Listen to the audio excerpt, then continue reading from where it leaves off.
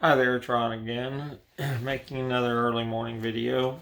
Um, Wanted to talk for a few minutes about suicide and mental health and some maybe one or two myths about it. Um, First of all, I'd like to talk about virtue signaling on mental health. Now, people do virtue signaling on social media on a lot of things. They did that on the George Floyd killing, um, did it on politics in general, a lot of things. And I know that a lot of people are well meaning, but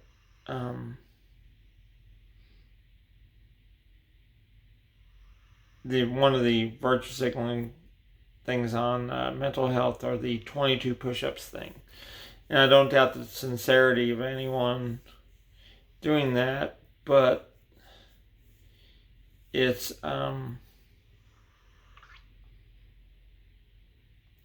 reminds me of the Hands Across America thing back in the 1980s. And now, a lot of people probably don't remember that, even if they're old enough to. But Hands Across America was this charity thing that was supposed to help the homeless. By forming Hands Across America, people joining hands to help the homeless. And well intentioned and everything, but even back then when it was going on, my response was, okay, and then what? Because it didn't move the needle an inch. Didn't move the needle at all. Maybe it brought more awareness to it, and maybe that's part of the intent. Um, Reason I bring this up is I'm doing these videos and podcasts to try to bring my story forward and give some realistic perspective on mental health and suicide. Um, One of the, I'll call it a myth. So I get it, what people mean, but the myth that suicide is a selfish act. And I get where people are coming from. There's just a little over a year and a half ago, a dear friend of mine that I met in college killed herself. And um, it's it's very likely that I was the last person to ever talk to her. We were doing our online chatting on Facebook Messenger like 3 or 4 in the morning or whatever, and um, she gave me just no indication that that was on the horizon. And just a few hours later, uh, after our conversation, died by suicide. Well, um, this person and several other people I know who have died by suicide, they were not selfish people in any way. Certainly they had their faults and everything, but having been there, uh, actively contemplating it and coming close to doing it a few times, well, more than a few times, but um, I can say that here's where I disagree completely with the selfishness thing.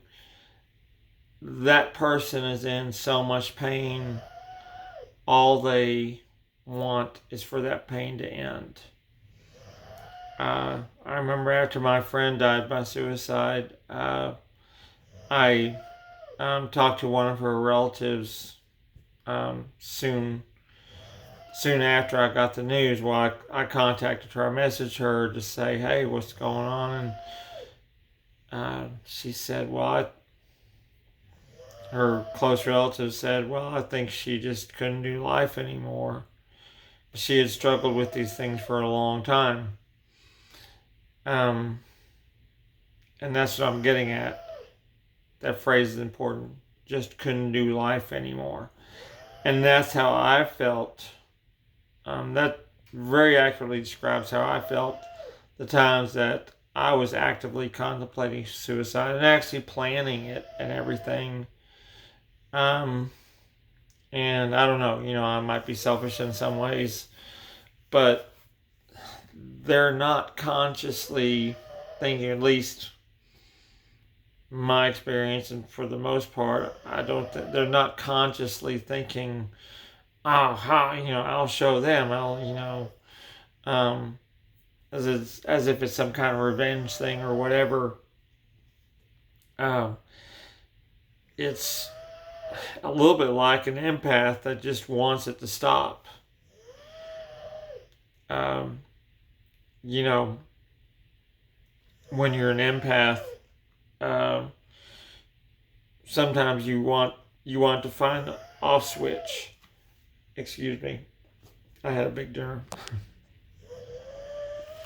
Sometimes you just want to find the off switch to stop feeling the intense. It's mostly the intensity of everything that you're feeling, and that's what people who die by suicide are looking for.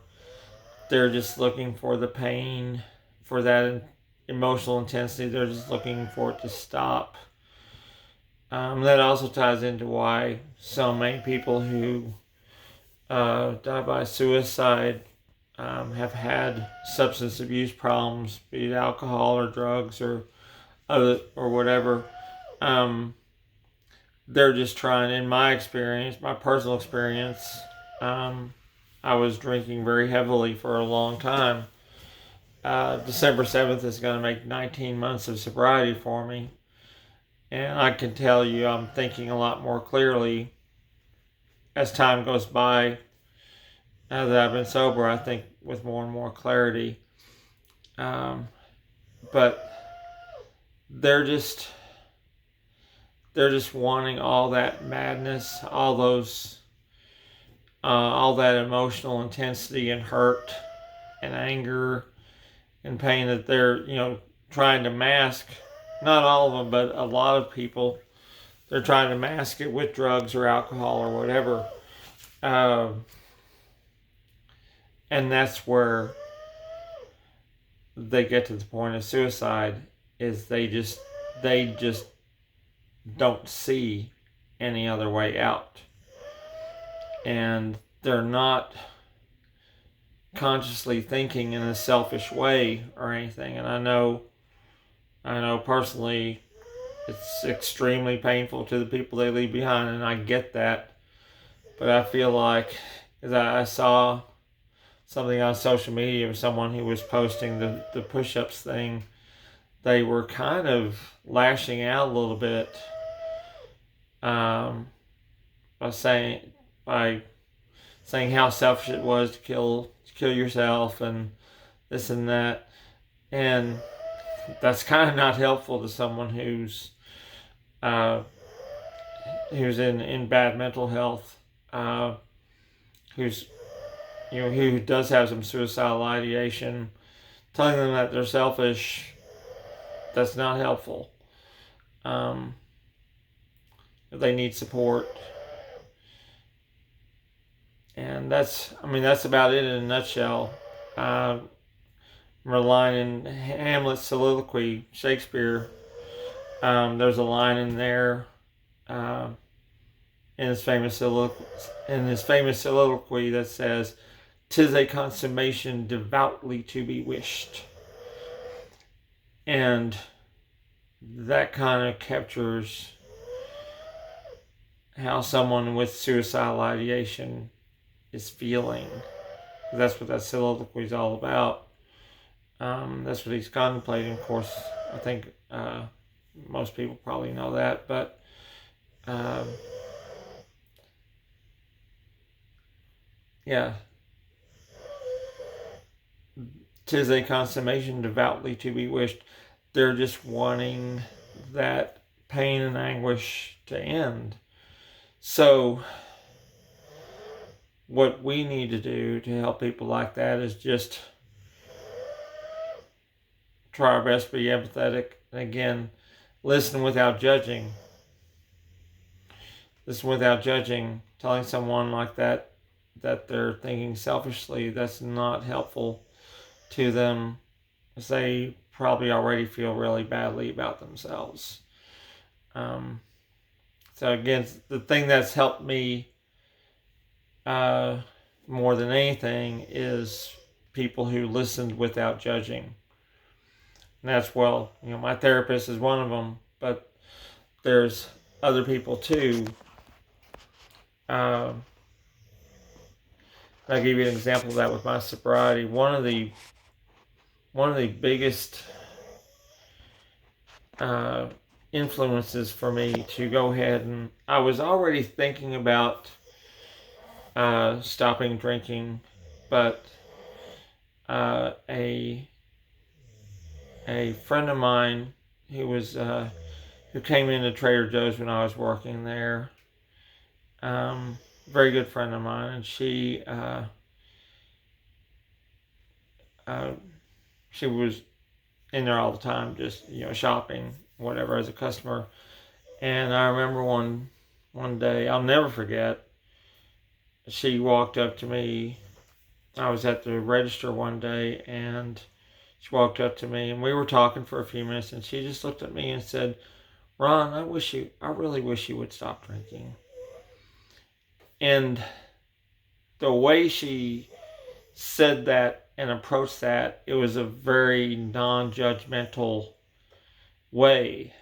It wasn't, "You need to stop drinking." It wasn't that kind of thing at all. It wasn't trying to shame me in any way. She was being very empathetic and just saying, "I really wish you would stop drinking." It came from a place of positivity and love, and that's what I'm talking about, the listening without judging. And see, that had a huge influence on me. It was a few months later that I did it, maybe several months later, but anyway, it put that in my head, it put that seed in my brain, and several months later, I was consciously thinking about that when I made the decision to stop drinking. So, there you go. Just wanted to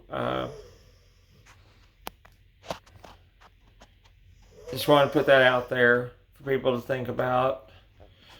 We all know people who are struggling, so just try to listen without judging. Be empathetic to them. Shaming them isn't going to go anywhere. All right, everyone, take care out there. It's been some tough times behind and some tough days ahead. Hang in there. We are luminous beings.